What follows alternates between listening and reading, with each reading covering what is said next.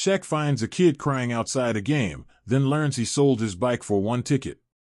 Before we get into the story, comment below where in the world you are watching from today, and if you like this story, don't forget to subscribe. It was the kind of night that made dreams feel electric. The arena lights still glowed like fireflies, buzzing long after the game had ended. Fans were pouring out in waves, high-fiving, yelling, riding the rush of a victory they'd paid hundreds to witness. But one kid, standing just outside the gates, didn't move. Malik was 12, skinny, and tough in the way only life could teach. He had on a faded jersey, number 34, Shaquille O'Neal's name barely visible from too many wash cycles. His hoodie hung limp over his shoulders, and he gripped a torn piece of paper with trembling hands. That paper was supposed to be his golden ticket. He'd sold his bike to a man outside the train station 3 days ago. A shiny mountain bike he had cleaned and tuned every weekend. The man told him the ticket was legit. Said he was a season pass holder, just couldn't make the game.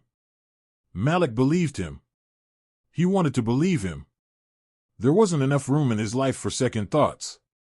But the ticket didn't scan. Security shook their heads and pointed to the gate like he was just another street kid trying to sneak in. So Malik waited. He listened to the roars echoing through the walls. He imagined every play, every dunk, every pass. He'd seen enough games on his cracked phone screen to guess what was happening. But it wasn't the same. Not tonight. Not when he should have been inside. By the time the arena emptied, Malik was sitting on the curb, chin in his hands. His eyes burned from holding back tears, and the night air started to chill through his hoodie. Then a voice spoke behind him. "You good, little man?" Malik didn't look up right away. He didn't want pity, especially not from a stranger. But when he turned, it wasn't just anyone. It was Shaquille O'Neal. Shaq wore a gray hoodie, hood up, moving low-key through the shadows. No cameras. No entourage. Just a giant of a man blending into the night. Malik blinked, unsure if he was imagining it. "You all right?" Shaq asked again, stepping closer. "I'm fine," Malik muttered. "You sure? You're the only one out here who don't look like they just saw a win." Malik shrugged. His throat tightened. He looked down at the fake ticket. Shaq followed his eyes and crouched beside him. "Let me see that." Malik hesitated, then handed it over. Shaq examined it, his brow furrowing. "Yeah, this one's not real." "You bought this?" Malik nodded. "From who?" "Guy at the station. Said it was a real seat.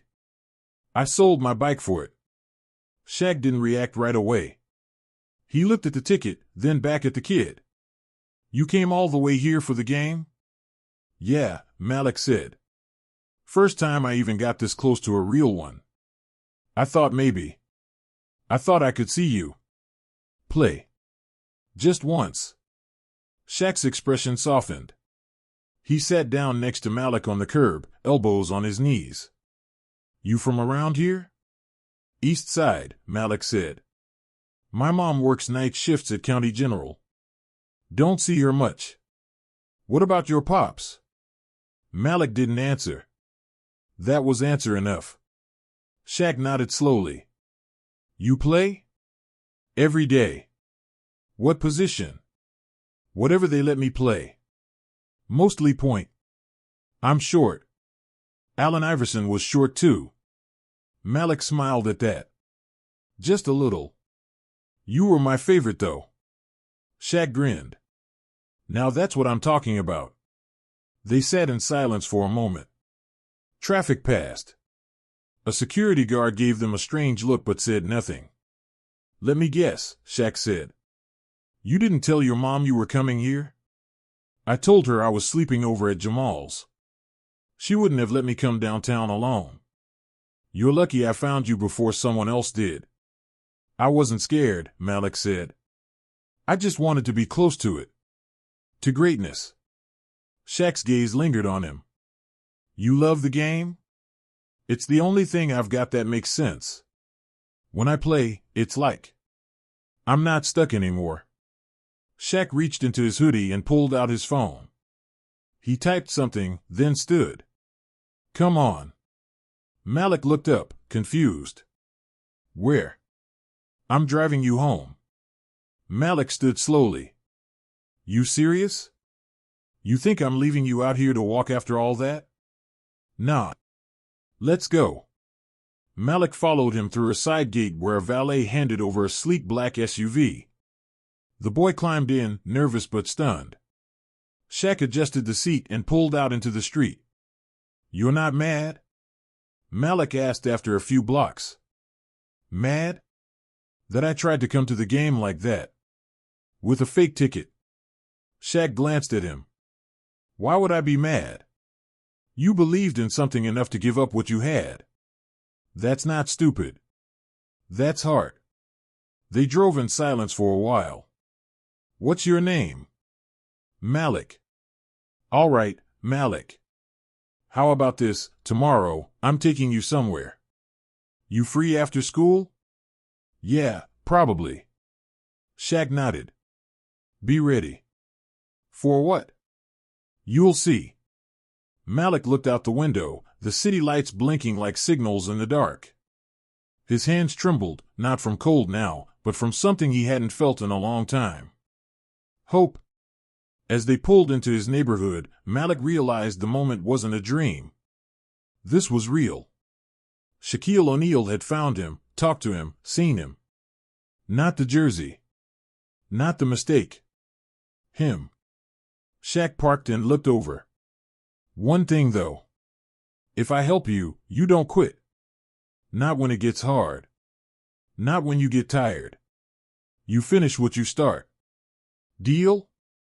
Malik stared at the giant hand offered to him. Then he took it. Deal. Shaq smiled. All right then. We just tipped off. Malik didn't sleep much that night. His mind raced with what-ifs, with the echo of Shaq's voice telling him, be ready.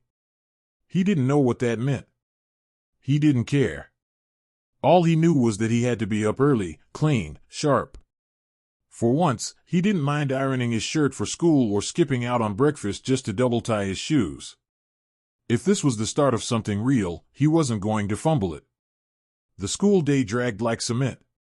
His classmates moved through it as usual, paper planes, hallway noise, pop quizzes. Malik barely registered any of it. His eyes kept drifting to the clock, his foot tapping under the desk. All he had to go on was Shaq's promise, and that was enough. When the final bell rang, Malik sprinted out of the building.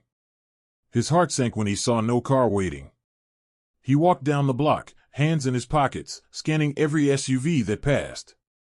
Then, just as he was about to head home, a horn beeped from across the street.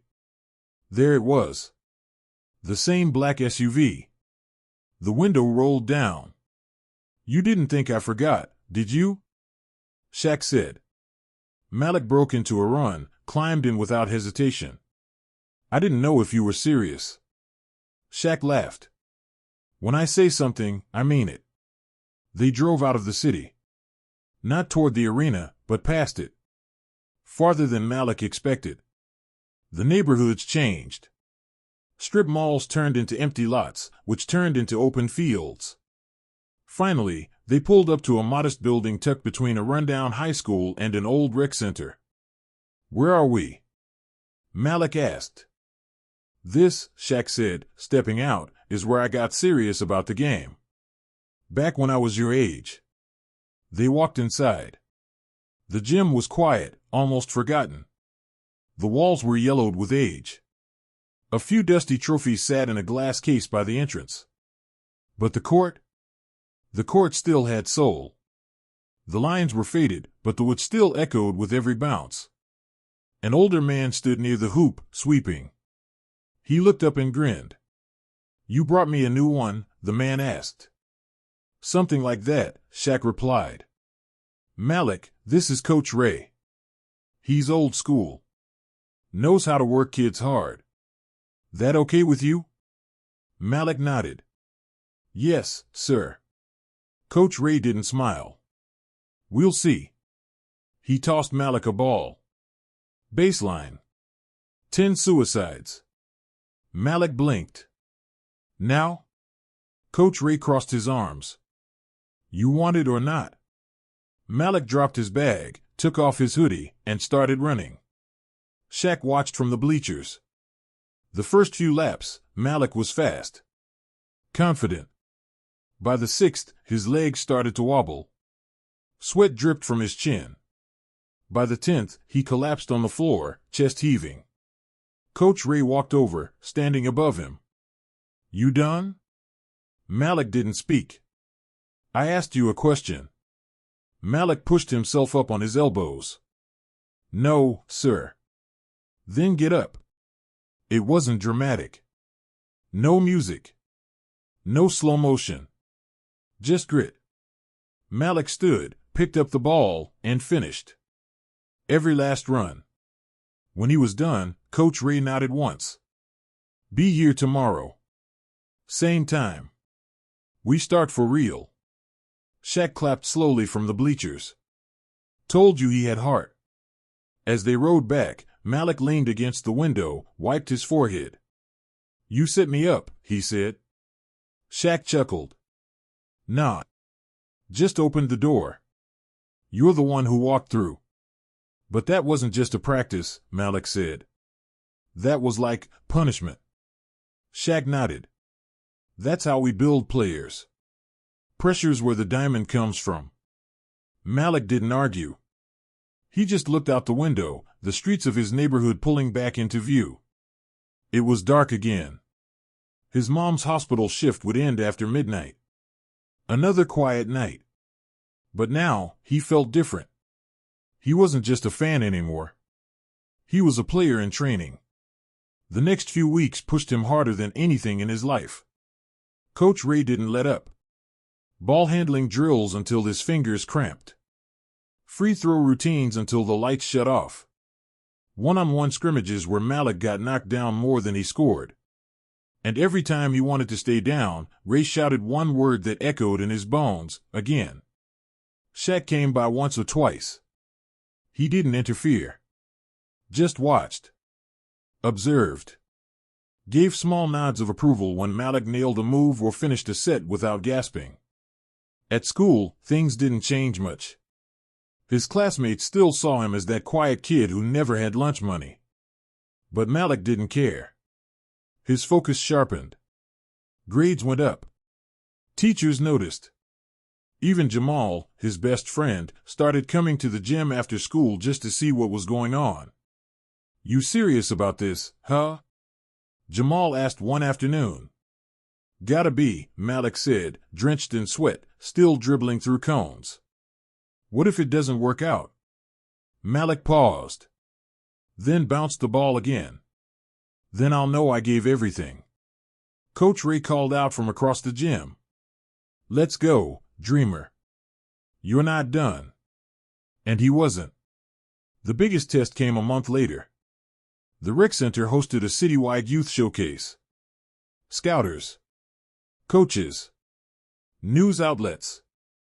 A mix of hungry talent and overhyped prospects showed up. Coach Ray got Malik a spot. Malik didn't look the part. He had second-hand shoes, and his jersey didn't match the others.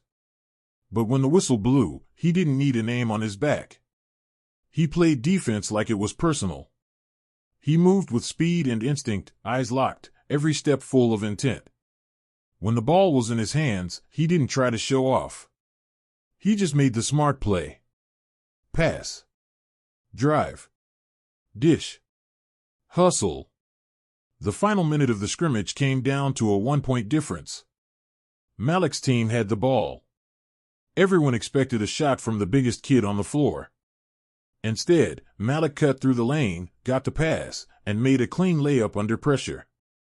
Game. Shaq stood clapping near the exit, proud but cool. Malik jogged over, winded but smiling. How'd I do? Shaq shrugged. Not bad for a kid who didn't even have a ticket. Then he handed Malik something. It was a laminated badge. Malik flipped it over and read the words. Training invite.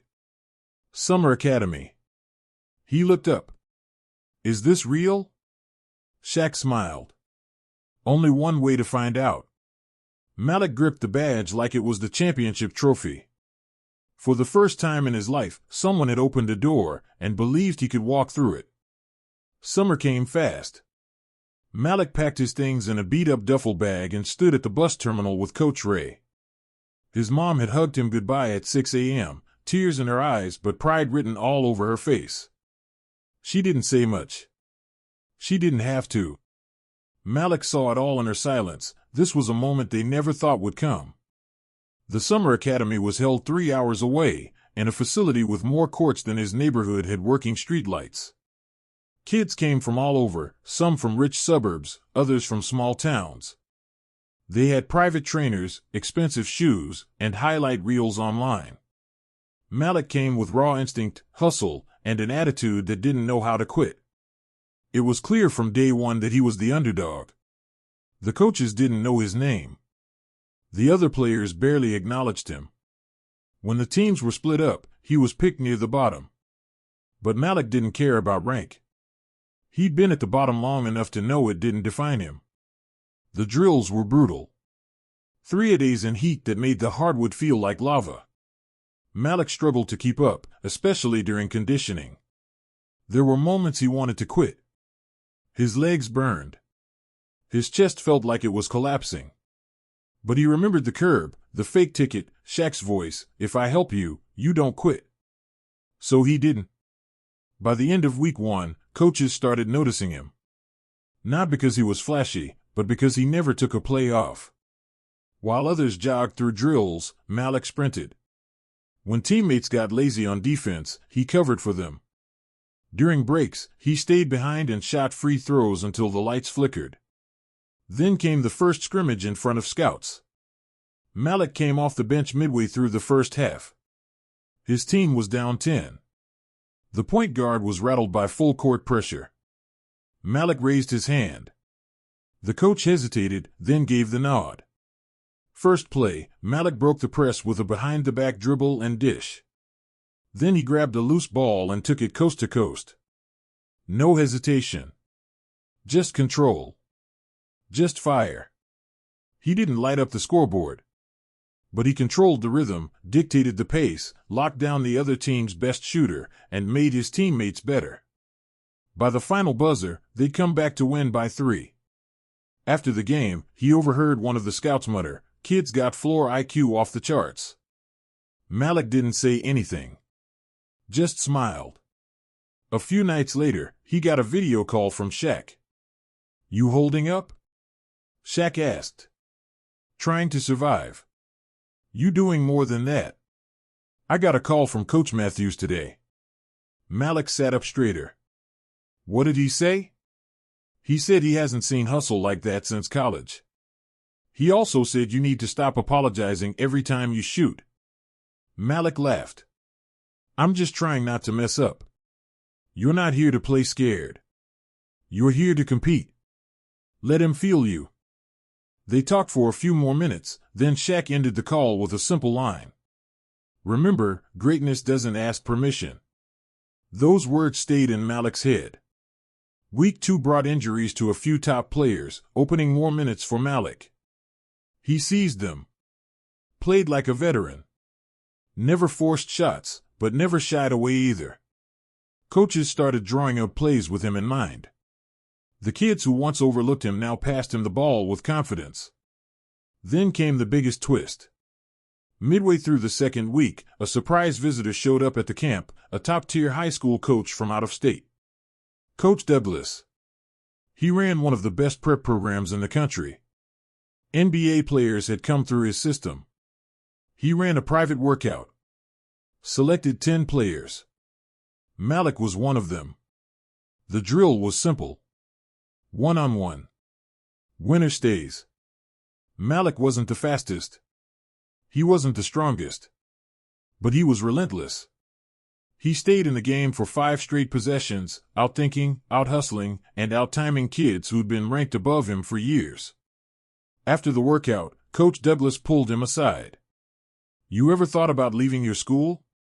Malik blinked. "What?" We've got scholarship spots. You keep working like this, I could make some calls. Malik's mind spun. A full scholarship? Out of state? His mom. His life. Everything back home. But before he could even think about giving an answer, he heard someone calling his name. It was one of the camp staffers, phone in hand. You've got a call. Urgent. Malik walked over, confused. It was his mother's nurse. She'd collapsed during her shift. They'd rushed her into surgery. Malik's stomach dropped. The staffer handed him a water bottle, and Malik tried to stay calm. He called Coach Ray, who told him they were monitoring her. It wasn't critical, yet, but he needed to come home. That night, Malik sat on his bunk, badge in his hand, tears forming in his eyes. He'd worked so hard to get here. This was his shot. But family came first. Always. He packed his bag in silence. Told the staff he had to leave early. The next morning, he caught the first bus home. Shaq was already at the hospital when he got there. Sitting beside his mother, calm and steady like a stone wall. Malik stepped in, surprised. She okay? He asked. Shaq nodded. She's resting. Got lucky. Her coworker caught it quick. Malik sat down, emotion flooding back. I left camp. I know, Shaq said. I didn't even think twice. You did right. But what about the scholarship? Shaq leaned in. You think one missed weekend does everything you've done? Let me ask you this, what do you think matters more to a coach, skill or loyalty? Both? Exactly. And you just showed both. Malik looked at his mom, her breathing steady now. I'm scared, man, he admitted. Like, what if this was my only chance? Shaq looked him dead in the eye. There's always another door. But don't ever lose what makes you you. That heart? That's what brought you this far. Malik exhaled. Long, deep. The pressure didn't disappear. But he wasn't carrying it alone anymore. The future was still uncertain. But now he knew the truth. He belonged. Malik didn't go back to camp. Coach Ray told him they'd held his spot, but Malik stayed close. His mom's recovery was slow, and she needed help with the little things, making meals, getting to appointments, walking short distances. They didn't talk much about what he gave up. She tried once, apologizing with tired eyes, but Malik cut her off. You didn't ask me to stay, he said. I just did. Coach Douglas called twice. The second time, Malik answered. They spoke for 5 minutes. Douglas told him he liked what he saw at the camp. Told him he hadn't seen a floor general like that in years. But he also said the roster was full now. Timing mattered. Malik understood. He thanked him anyway. Fall came. School started. Same classrooms, same broken lockers, same cracked courts behind the building. Malik played ball every afternoon. Alone, most days. Sometimes with Jamal and the neighborhood kids. He trained like nothing changed, even if everything had. No scouts, no coaches. Just work. Shaq didn't call much. He didn't have to. Once a week, a text would pop up. Still grinding? Malik always replied the same way. Always. By November, things shifted again. Coach Ray called him in after practice at the rec center. You've got one more shot, he said. Malik looked up. What do you mean? There's a showcase at the end of the month. Private. Invite only. A few schools are sending scouts. Some prep coaches too. I got you on the list. Malik nodded. I'll be ready. Coach Ray squinted at him. This ain't about redemption, kid. You don't owe anyone a show. Just play your game. That night, Malik went to the rooftop of their building, ball in hand, just breathing the city air. He remembered being outside that arena. Remembered the fake ticket, the sting of failure, the way Shaq's voice steadied him. He still had the stub, tucked inside an old wallet. The ink was smudged now, but he could feel it when he touched the paper. Like a scar that reminded him why he started. The showcase was held in a downtown gym with slick floors and college banners hanging from the rafters. The other players were taller, stronger. A few were names Malik had seen online. He didn't flinch. He taped his fingers, tied his shoes, and warmed up quietly. The scrimmage started fast. Malik didn't score much in the first few minutes. He passed more than he shot. Hustled on defense. Boxed out players bigger than him. He wasn't trying to prove anything, he was playing how he knew how. Midway through the game, a taller guard started talking trash. Tried to rattle him. Called him fake ticket. Word had gotten around about his story. Malik didn't respond. On the next play, he stole the ball clean, drove the lane, and finished with a soft touch off the glass. Then he sprinted back on defense. The other guard tried again. You think that story makes you special? Malik looked at him, calm. No. But I'm still here, aren't I? That was the shift. Malik started heating up. His passes were sharper, his decisions faster. He controlled the tempo. By the end of the game, he had 3 steals, 8 assists, and a quiet 18 points. Nothing flashy. Just work. Afterward, a few scouts came over. Asked for his info. One gave him a card. Another nodded and said, "You play like you've seen real pressure." Malik just smiled. Outside, he found Shaq waiting in a black SUV. You came? Malik asked. Shaq shrugged. Wouldn't miss it. They got in. Drove through the city in silence for a few minutes. You looked good, Shaq said. Thanks. Some schools might call. Maybe. Shaq looked at him. You still want it? Malik didn't answer right away. Then, yeah. But I want it my way. What's that mean? I'm not chasing offers. I'm building something. Wherever I go, they're gonna get more than a stat line. Shaq nodded. Now you sound like a leader. A week later, the offer came. Not from a prep academy. Not from a top program. It was a state university, mid-tier, gritty, overlooked. The coach wrote a personal note with the offer. You're not flashy. You're real. We need that. Malik accepted. His mom cried when he told her. She framed the letter. On his first day on campus, he walked into the gym early. The court was clean. The air smelled like fresh polish and opportunity. He sat in the stands, pulled out the old fake ticket stub, and stared at it for a while. He didn't hate it anymore. That piece of paper didn't just represent what went wrong, it started everything.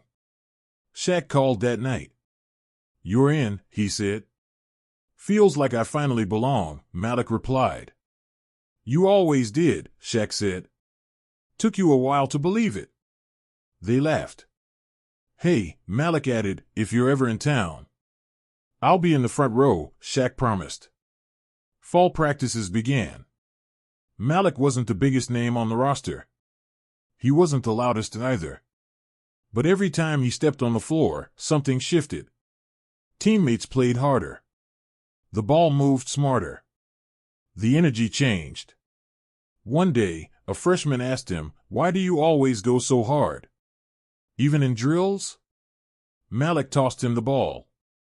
Because someone out there thinks I don't deserve to be here. And every time I touch the floor, I prove them wrong. The season opener came with little fanfare. Small crowd. Cold gym. No press. Just the beginning of something bigger. Malik started on the bench. 5 minutes in, the coach called his name. He checked in, pulled his jersey tight, and glanced toward the seats. No cameras. No spotlights. But he played like the whole world was watching. Because once, long ago, a stranger found him crying outside an arena. And instead of walking past, he sat down, listened, and told him, "You finish what you start." And Malik wasn't finished. Not even close. It started as a quiet freshman season. Malik came off the bench, logged small minutes, and played backup point guard behind a flashy senior with big stats and little patience. The team was decent, nothing special.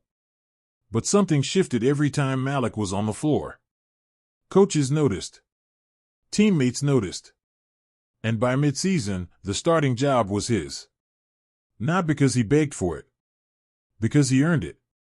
He didn't light up box scores. No highlight reel dunks or viral crossovers. But he ran the floor like a general. He made the game easier for everyone else. And in close games, when pressure mounted, Malik wanted the ball, not to shoot, but to lead. Their final regular season game was against a top-seeded rival. Nationally ranked. The crowd was packed. Cameras were rolling. For the first time, Malik was center stage. They were down 4 with 30 seconds left. Their star forward had fouled out. The gym was loud, students on their feet, commentators calling it over. But Malik stayed calm. Timeout. The coach drew up a three-point look. Everyone assumed someone else would take it. "No," Malik said. "Let's run the hammer screen. I'll take the shot." The room went quiet. Even his coach raised an eyebrow. "You sure?" "I've been waiting a long time to stop asking for permission." Play resumed. Malik got the inbound, dribbled to his left, waited for the screen, popped out behind the arc, shot it clean. Splash. 1-point game. With 10 seconds left, the other team inbound. Malik pressed full court. He poked the ball loose, dove, and threw it ahead to his teammate who laid it in at the buzzer. Crowd went wild. Cameras flashed. His name rang out over the PA system. The win secured them a spot in the state tournament. First time in over a decade. Local papers wrote about the quiet floor general who turned the team around. Coaches started reaching out. And on campus, for the first time in his life, Malik wasn't invisible. He still walked to class in silence, still showed up to practice early, and still stayed after to work on free throws. None of the fame got to him. Because he knew what it took to get there. Every moment outside the arena. Every hour in the dusty gym. Every night he trained alone. And the stub from that fake ticket? He still kept it in his wallet. Worn out, but never thrown away. Then came the call. Coach Ray passed away.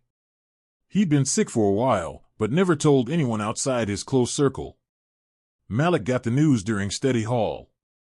He asked his professor for a pass, walked out, and sat under a tree behind the gym. Shaq called him that night. "You all right?" he asked. Malik didn't respond right away. He was the first person who ever told me I could be something. I know. He didn't even get to see the season. He saw it. Don't think for a second he didn't know what you'd become. They sat in silence for a while. Then Shaq said, "I'll see you at the funeral." It was a small service. Family. A few players. Old coaches. And Malik. He didn't say much. But he walked up to the podium near the end. Reached into his coat pocket. Pulled out the stub. "This got me nothing," he said. "But it led me to everything." He looked at the casket. "And Coach Ray? He taught me to treat every game like it was the one that mattered. Even if no one was watching. Especially then." Afterward, Shaq walked up, hugged him.